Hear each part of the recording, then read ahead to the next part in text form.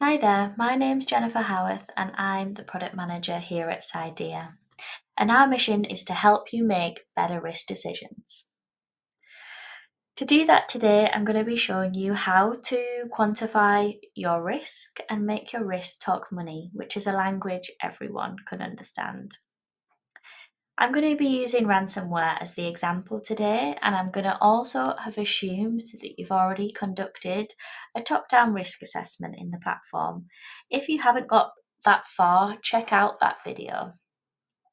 So first I'm going to edit this ransomware risk, and I'll have all the fields that you would expect. So status, is the risk open or is it in draft?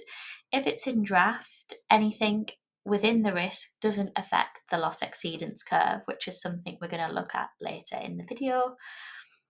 Same for closed, but that means the risk is no longer a concern. I've added the risk owner as myself.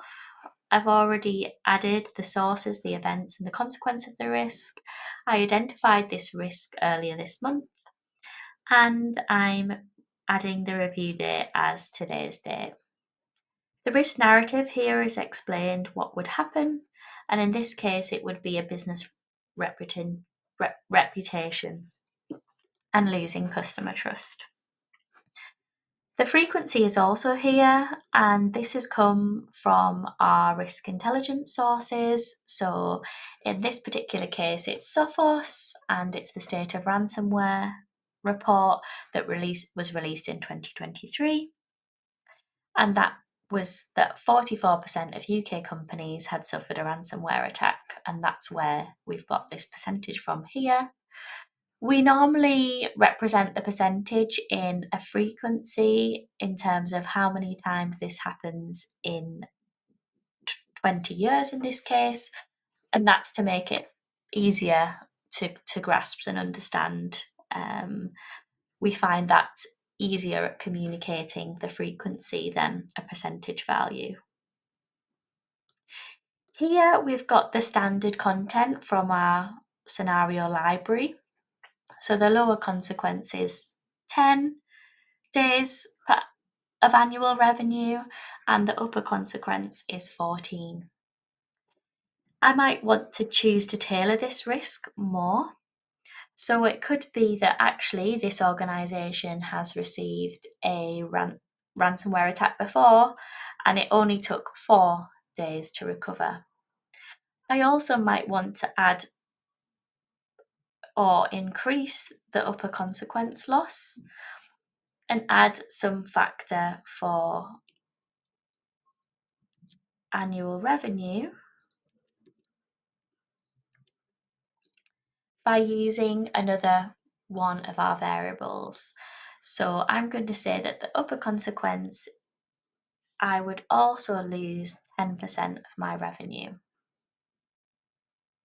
I've used a variable here, and these are set by the system.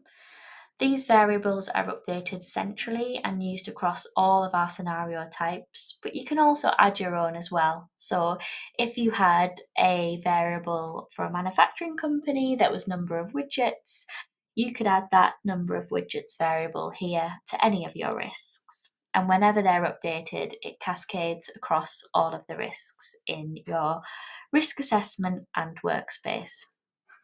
So now I'm going to click Update. And now we were able to look at the loss exceedance curve. This is the probability of loss. So probability is on this axis, loss is on the bottom. So I can see for this organisation, there's 43% chance of losing 10k.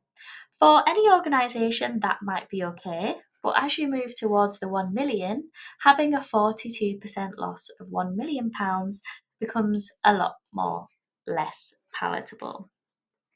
So the idea here is that this line shows the unmodified risk, which means the risk that's represented without any control modifiers. We can then also add the live risk. So this is your risk today with your added controls. As you can see below, I've added some controls that reduce this risk. And then finally, I have the projected line, and that looks at the controls that are planned This red line looks at the controls that are live, and this line here looks at the planned controls. The idea here is that you want to move from this black line and get closer to a curve that looks like this, as having an 11% probability of losing 1 million is good, but having an even smaller one here is even better. This is how you make your cyber risk talk money, as now you can start having conversations with non-technical board members to say, if we don't do anything about this, we have a large probability of loss. If we invest more, we can reduce that loss, and that's how you can have that conversation.